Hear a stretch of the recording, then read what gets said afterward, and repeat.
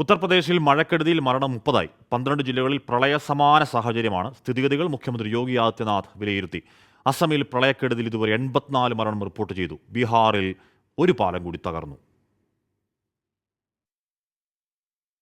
പ്രളയസമാനമായ സാഹചര്യം തുടരുന്ന ഉത്തർപ്രദേശിൽ ഇടിമിന്നലേറ്റാണ് 30 പേർ മരിച്ചത്.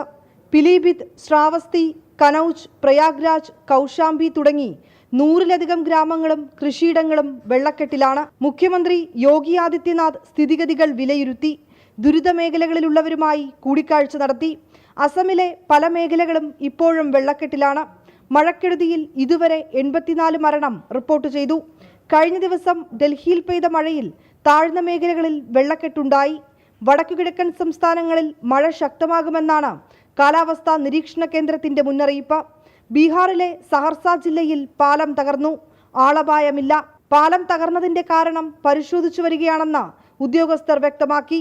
ബീഹാറിൽ 3 ആഴ്ചക്കിടെ തകർന്ന 13ാമത്തെ പാലമാണിത്. 24 ഡൽഹി.